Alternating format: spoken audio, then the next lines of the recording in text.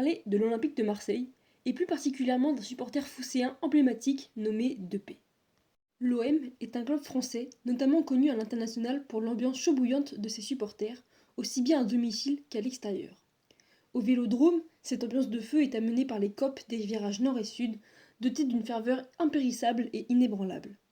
Cette ferveur olympienne est incarnée par un emblématique supporter, Depay, symbole de l'amour d'un supporter pour un club.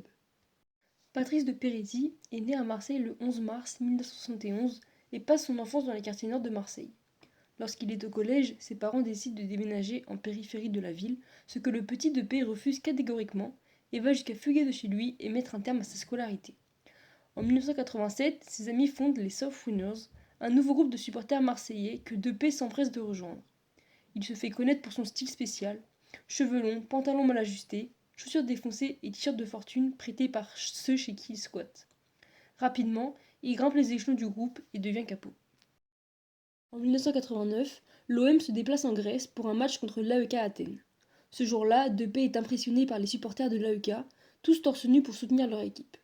Dès lors, le capot des South Winners décide de prendre exemple sur eux et de faire tous les matchs de l'OM torse nu avec son écharpe autour du cou, qu'il pleuve, qu'il vente ou qu'il neige. C'est à ce moment-là qu'il devient le symbole des supporters marseillais et de la ferveur olympienne. Un des matchs les plus mémorables de Depay est sûrement celui contre le CSKA Moscou, en phase de poule de Coupe d'Europe, se jouant à Berlin, où Depay est resté le match entier torse nu, sous moins 12 degrés. C'est ce soir-là qu'il passe à la postérité. En plus d'être apprécié et respecté par tous les supporters, Depay est aussi connu des joueurs et du staff de l'OM. Son domicile, le Vélodrome, devient sa maison, et il dort dans les tribunes du stade. Il confiera un jour ne rien apprécier davantage que le lever du soleil sur l'enceinte au petit matin. Bernard Tapie, alors président de l'Olympique de Marseille, lui offre même un travail au sein du club en 1990, bien que celui-ci ne soit pas vraiment défini. Mais au lieu de travailler, Depay passait ses journées à alpaguer les joueurs à l'entraînement, à leur faire la bise et leur taper la discute. En 1993, Marseille devient champion d'Europe pour la première fois.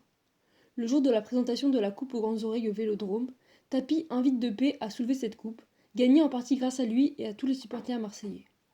Le président marseillais décide même de lui offrir sa médaille pour le remercier de sa ferveur. Moi, si vous me le permettez, vous en referez faire une, et la mienne, j'aimerais l'offrir à celui qui symbolise tellement cette ville, qui pour moi est le symbole même, à Depay, voilà. Ouais, tiens, voilà, tu l'as bien mérité. Ouais.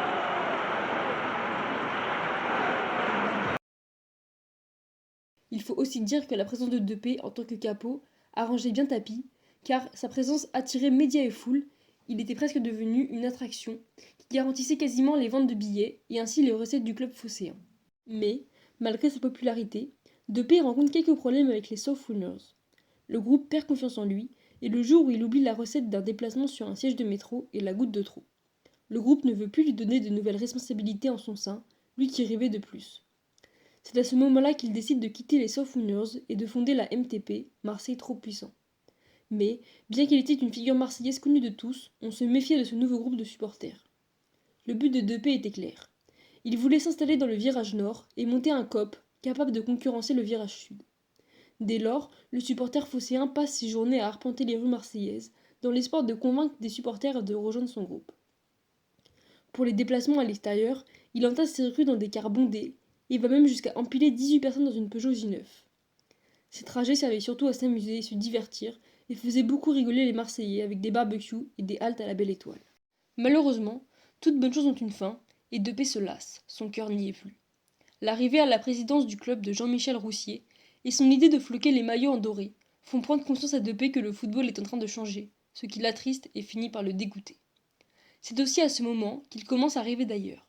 Le Marseillais veut s'enfuir en Argentine pour connaître la ferveur des matchs de Boca Juniors et sûrement aussi le goût des feux de coca. Il fait savoir qu'il arrêtera toute activité avec le Vélodrome dans un délai de 2 ans, bien que ça ne l'empêche pas de participer à certaines actions marseillaises, notamment lors des incidents de PSG-OM de 1999, au cours desquels des wagons entiers de la RATP sont saccagés.